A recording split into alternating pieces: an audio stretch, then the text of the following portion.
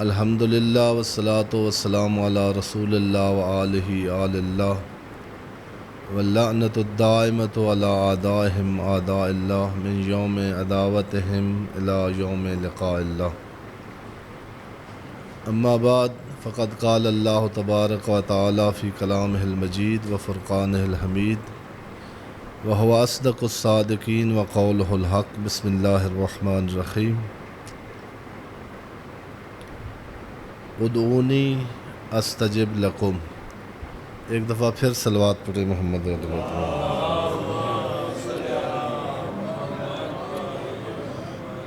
آواز آ رہی ہے سب کو؟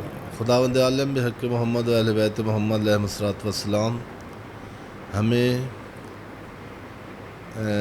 آج شب جمعہ، شب مغفرت، شب استجابت دعا اور دکھوں کے دوا اور دردوں کی شفا کی رات میں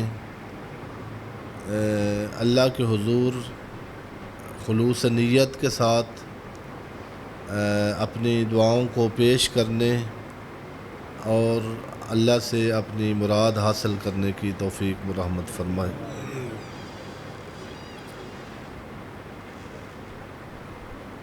درس قرآن انشاءاللہ جیسے اعلان کیا ہے سنڈے کو ہوتا تھا. بعض مومنین کی ہی جو سنڈے والے دن مصروفیات ہوتی ہیں ان کی وجہ سے اس کو چینج کیا ہے.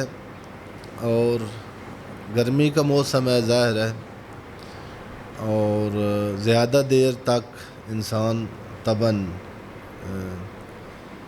پھر پسندیدہ چیز ہو تو اس میں ناگوار موسم میں بھی آدمی بیٹھا رہتا ہے. عبادت چونکہ ہماری پسندیدہ چیز نہیں ہے تو اس میں ہم جلدی گھبرا جاتے ہیں، تھک جاتے ہیں. تو کوشش کریں گے کہ 1 گھنٹے سے کم وقت میں یہ دونوں برنامے ختم ہو جائیں.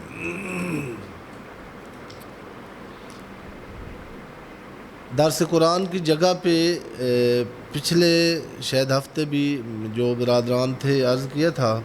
اور دعائے کمیل ہمیں کیوں پڑھنی چاہیے؟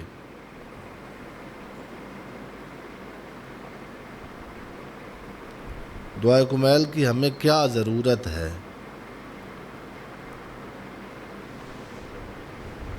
دعائے کمیل میں ہمارے لیے کیا رکھا ہوا ہے؟ اور دعائے کمیل نہ پڑھنے سے ہماری زندگی میں نہ ہونے کی وجہ سے ہم کیا کھو بیٹھے ہیں؟ یہ سوالات ہیں، ہم ایک دفعہ اپنے آپ سے کرتے ہیں اور پھر اللہ رب العزت کی چونکہ استجابت دعا کی رات ہے، دعا کرتے ہیں کہ اللہ ہمیں ان سوالوں کا صحیح جواب اپنی رحمت واسعہ سے عطا فرمائے.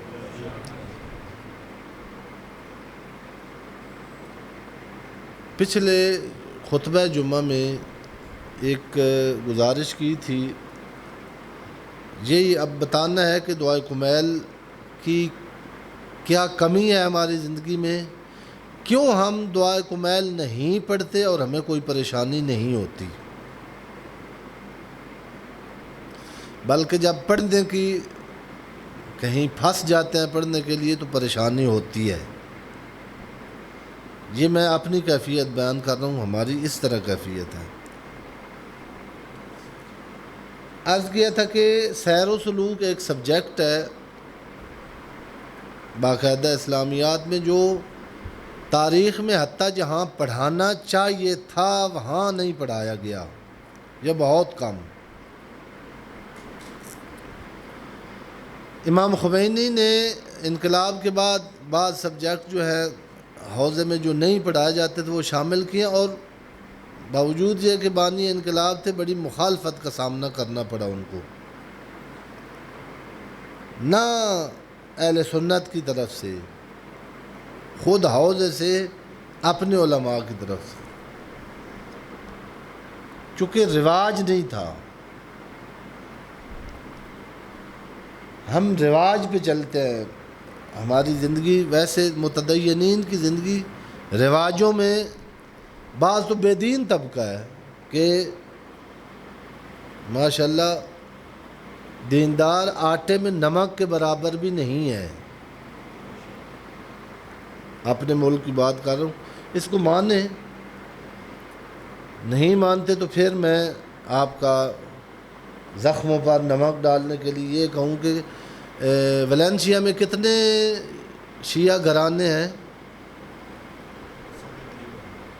یہ ویلنسیا کے جو رہائشی ہیں، ڈاکٹر صاحب بیٹھے ہیں، نقوی صاحب قبلہ تشریف فرمائے. اب آپ سارے ویلنسیا کی ہیں ماشاءاللہ.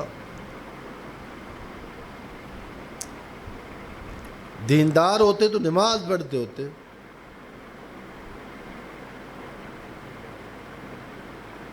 دیندار ہوتے تو واجبات اللہ کے ادا کرتے. واجب کے وقت جو دنیا میں مصروف ہے وہ غیر دیندار تو اس کو نہیں کہا جا سکتا. بے دین زیادہ ہیں، جو دیندار ہیں میں ان کی بات کر رہا ہوں.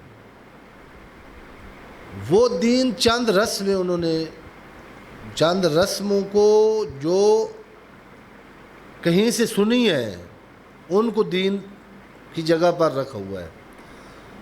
اور وہ چونکہ آ گئی ہیں جہاں کسی فکر نے آ کے بیٹھنا ہوتا ہے. فکر انسان کو سب کچھ کرواتی ہے. جو ذہن ہوتا ہے، جو عقیدہ ہوتا ہے، جو انسان کے اندر ہوتا ہے وہ انسان کی زندگی میں ظاہر ہوتا ہے. اب دینداروں کے چونکہ فکر والی جگہ پر فکر کو گھیرا ہوا ہے ان رسموں نے، اپنے رواجوں نے. جو ہم نے دین ہم نے سمجھا ہے وہ نہ قرآن نے کہا ہے وہ دین ہے، نہ پیغمبر اسلام نے کہا ہے وہ دین ہے، نہ ائمہ طاہرین نے کہا ہے دین ہے. ہم نے اس کو، وہ اب کہیں ہم اگر دین کی جگہ پر چلے بھی جاتے ہیں تو وہ دین کو ادھر آنے ہی نہیں دیتے جہاں سے دینی فکر اٹھنی ہے. چونکہ گھر کہ وہ مالک بن کے بیٹھے، یہ نہج البلاغہ نے کہا ہے.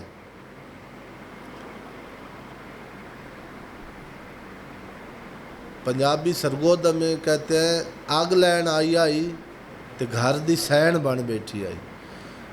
یہ نہج البلاغہ میں جناب امیر نے بالکل ایسے کہا کہ یہ شیطان ایسے بہانہ کر کے آیا ہے کہ تھوڑا سا نا مجھے کام ہے، دل کا دروازہ کھولنا.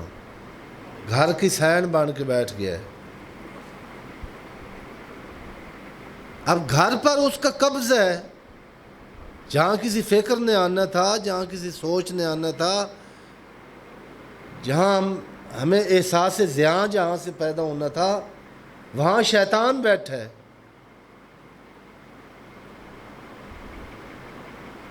وہی سارے آرڈر کرتا ہے، وہی سارے برنامے بناتا ہے، وہی سارے ہماری زندگی اس کے گرد شیطان کے بنے ہوئے، اللہ کے بنے ہوئے. دین یعنی اللہ کا بنا ہوا برنامہ زندگی کا. میں دینداروں کی بات کر رہا ہوں کہ ہم دیندار یعنی ہمارے رسموں کی بنائی ہوئی، ہمارے خیالات، ہمارے تخیلات، ہماری سنی سنائی وہ جگہ لے کے بیٹھے ہیں جہاں دین جانے تک. ہم یعنی جو عوام الناس ہیں دیندار، میں نے عرض کیا حوضے میں ان کو مشکل پیش آئی جب انہوں نے سیر و سلوک جیسے مولانا صاحب تشریف فرما ہیں ہمارے جو امام جماعت ہیں. یہ درد، یہ رونا رویا ہے ہمارے علماء نے. میں کوئی ایسے نہیں ہے کہ پہلی دفعہ یہ بات کر رہا ہوں. شہید مطہری نے زیادہ تر یہ رونا رویا ہے. شہید باقر صدر نے بہت یہ رونا رویا ہے. میں عرض کر رہا تھا کہ اس سیر و سلوک میں جو پہلی بات ہے کہ انسان کہاں سے ابتدا کرے اللہ کی طرف سفر کی. وہاں باس ہے، وہاں پہلی جو محققین ہیں جو اس میں بہت ایڈوانس ہیں اس علم میں، جنہوں نے بہت کام کیا ہے، اور اساتذہ کے پاس چونکہ ایسا علم ہے کہ اگر استاد صحیح نہ ملے تو فائدے کی بجائے نقصان ہوتا ہے، کیا ہے لوگوں نے۔ اسی وجہ سے وہ بزرگان جو امام خمینی کے مخالفت کرتے تھے نا، انہوں نے کچھ اس علم میں وارد ہوئے کو گمراہ ہوتے ہوئے دیکھا ہے۔ وہ جیسے دودھ کا جلا کیا ہے، چھاچھ کو بھی پھونک پھونک کر پیتا ہے۔ وہ کہتے تھے یہ نہ سلسلہ شروع کرو، ہم نے دیکھا ہے پہلے ابن عربی کے ساتھ کیا ہوا ہے، پہلے فلاں کے ساتھ جو اس وادی کے تھے۔ پہلی منزل انہوں نے کہا یقظہ ہے، یقظہ لفظ یاد کر لیں، یا قاف دو نقطوں والا ضوئے اور یقظہ۔ یقظہ کہتے ہیں بیداری، اس کا اپوزٹ کیا ہے، غفلت۔ ہماری اصل پرابلم دعائے کمیل ہماری زندگی میں نہیں ہے، مناجات ہماری زندگی میں نہیں ہے، ہم دعا سے بالکل دور ہیں، اور کچھ بھی ہمیں نہ احساس ہوتا ہے، نہ ہمیں درد ہوتا ہے، نہ ہمیں فکر ہوتی ہے، نہ ہمیں پریشانی ہے۔ اس کی وجہ یہ ہے کہ ہم بیدار نہیں ہیں، ہم غفلت کی نیند سوئے ہوئے ہیں۔ اور غفلت کی دو بڑے آپ کو سمجھ آنے والے مثال میں نے بار بار دی ہے، اور بار بار دینی پڑتی ہے، یعنی اپنا بات آسان کرنے کے لیے۔ غافل جاہل نہیں ہوتا، عرض کیا ہے جاہل کو بڑی جگہ پر معافی ہے، قیامت میں بھی ابھی بھی۔ ایک آدمی ہے سائنس نہیں پڑھ سکا، میڈیکل سائنسز نہیں جانتا نہیں تھا، بہت سارے ایسے کام کر بیٹھا جس سے باڈی کو نقصان پہنچا ہے اس کی۔ اگر اویئرنیس ہوتی کورونا کے بارے میں، وہ کام نہ کرتا، جو کر بیٹھا ہے نقصان اٹھا رہے ہیں بہت سارے ہم، یہ جو حفظان صحت ایک علم ہے باقاعدہ، جس سے ہمارے معاشرے میں آشنائی نہیں ہے، اور آئے دن بیماریاں بہت ساری اسی وجہ سے ہیں۔ غافل آدمی ہوتا ہے جو جاہل نہیں ہوتا، مست ہوتا ہے۔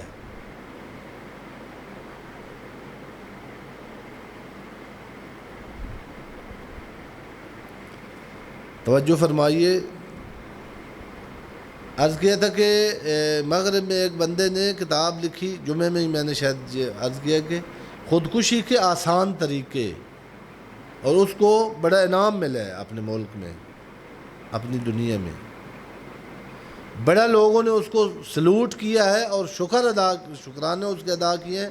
تو نے بڑا انسانیت پر احسان کیا ہے، تڑپ تڑپ کے مرتے تھے جوان اور بچے اور بچیاں، تو نے ان میں ایک یہی جن جو نشہ آور ادویات ہیں، اس نے کہ یہ لوگ کھاتے ہوئے تکلیف نہیں ہوگی، جب اندر چلے جائے گے تو پھر احساس ہی ختم ہو جائے گا، پھر تکلیف کیا ہونی ہے، بے ہوشی میں مار جاؤ گے۔ اب جس آدمی کو یہ ایسی کوئی دوا کھلا کر وہ غشی کی حالت میں ہے، یہ یوں نہیں ہے کہ نہیں جانتا کہ میں نے جو اپنے جیب میں خنجر رکھا ہوا تھا کہ لاہور کی سڑکیں ہیں، کوئی مجھ پر حملہ کرے تو میں دفاع کروں گا، یہ جانتا ہے کہ یہ خنجر دفاع کے لیے ہے، لیکن اب دھت ہوا ہے وہی خنجر اس کے ہاتھ میں لگا ہوا ہے اور اپنا بدن کاٹے جا رہا ہے اس سے۔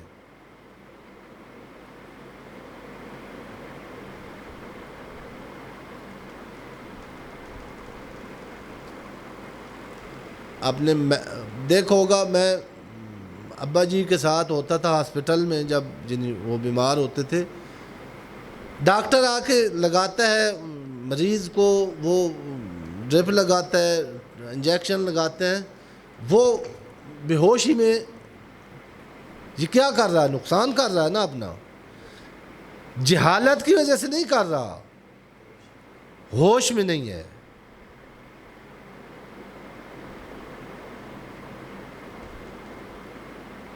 اگر ہوش میں ہوتا، یہ تو اس کی خون کی روانگی کے لیے لگائی ہے اس نے، یہ تو اس کے سانس چلنے کے لیے، یہ اترنی ہے تو اس کا خون کا نظام درہم برہم ہو جانا ہے، اس کا سانس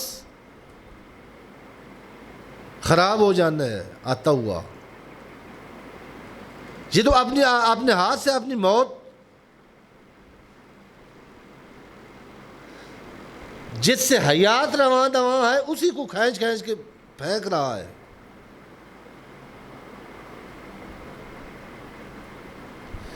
یہ غفلت کی ایک علامت ہے کہ جو بالکل جن قریب فائدہ ہے اس کا پاس پڑی ہوئی ہے چیز، جو اس کا بے ہوش آدمی کی ایک یہ ہے کہ پاس اس کے آ کے آپ رکھ دیں کائنات کی قیمتی ترین چیز، جس سے اس کا بدن کا، روح کا، نفسیات کا، سب کا فائدہ ہے، وہ چونکہ دھت ہے، وہ چونکہ بے ہوش ہے، وہ چونکہ ہوش میں نہیں ہے، وہ پاس پڑی ہے، اس کے بغل میں پڑی ہے، یہ اس کو لتاڑ رہا ہے، یہ اس کو روند رہا ہے، یہ اس کو اٹھا اٹھا کے پھینک رہا ہے۔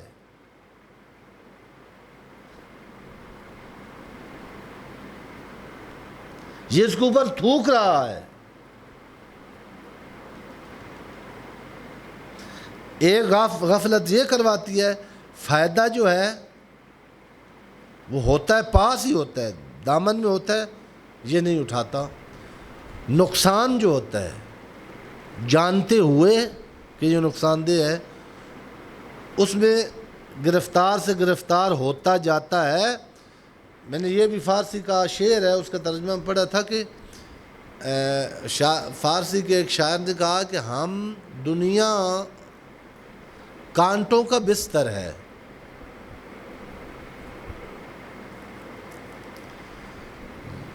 یہ لمبی نیند سونے کے لیے ہم یہاں نہیں آئے۔ یہاں اگر آپ مثلا خدا نخواستہ آپ کہیں نے تجربہ کیا ہوگا،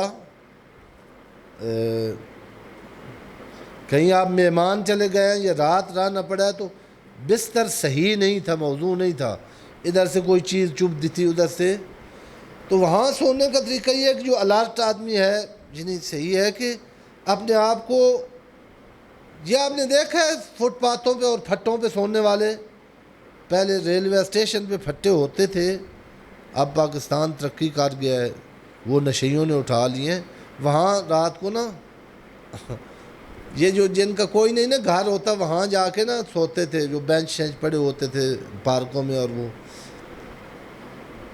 بینچ ظاہر ہے بیڈ تو نہیں ہے نا، اس پہ سونے کے لیے بڑا، اگر ادھر کروٹ لے تب گرنے کا خطرہ ہے، ادھر کروٹ لے، ادھر سے وہ ٹوٹی ہوئی جو اس کی پھٹیاں ہیں وہ بدن میں، اس کے کیل، اب یہ بے ہوش ادھر سو گیا ہے، ادھر سے کیل ہے، ادھر سے لکڑی پھٹی ہوئی ہے، ادھر سے، یہ جو ہی کروٹ بلتا ہے تو ایک کیل اس کے بغل میں گھس جاتا ہے، درد ہوتا ہے، پھر تڑپتا ہے، دوسری طرف دوسرا، یہ چند گھنٹوں میں اگر اس طرح سویا رہے تو اس کا بدن پارا پارا ہو جائے گا، میخوں کے ساتھ، زخموں کے ساتھ۔ ہماری زندگی اس طرح گناہوں میں گزر رہی ہے۔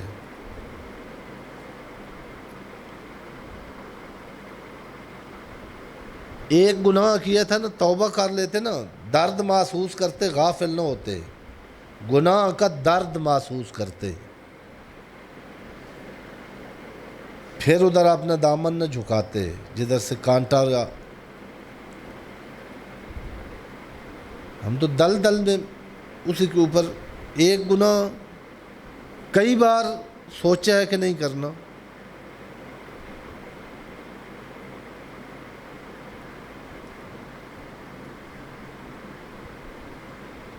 دعائے کمیل یہی ہے، آپ نہ سمجھیں کہ دعائے کمیل پڑھنی تھی اور ٹائم ضائع ہو گیا، یہ دعائے کمیل میں پڑھ رہا ہوں۔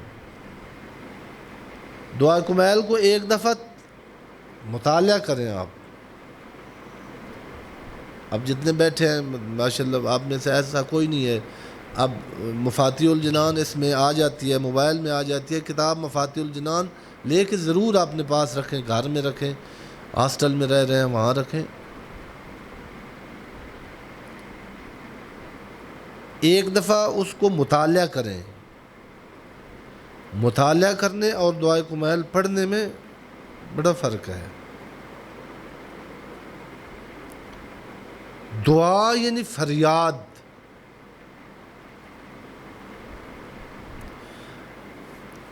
ایک ایسا ہی بندہ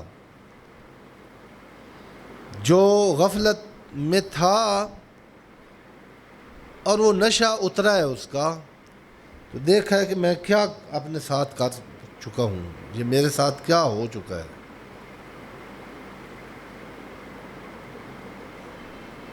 زخموں میں لگے ہوئے زخم، زخموں میں پڑی ہوئی پیپ،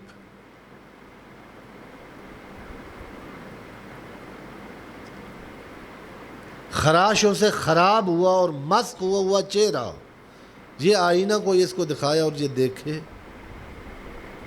کیا کیفیت ہوگی اس کی اس وقت؟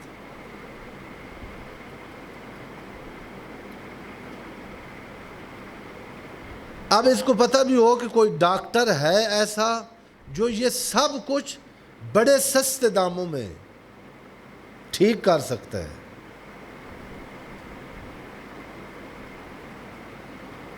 جب کوئی اس کے دروازے پر چلا جاتا ہے وہ شرمندہ بھی نہیں کرتا کہ کیا کسی حالت ہے آنے والی،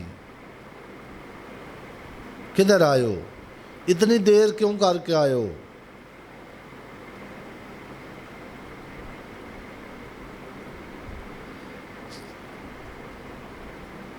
یہ بندہ پھر وہاں جب اس کے دروازے پر جائے گا نا تو یہ اس کا بولنے کا انداز کچھ اور ہوتا ہے، وہ دعا ہے۔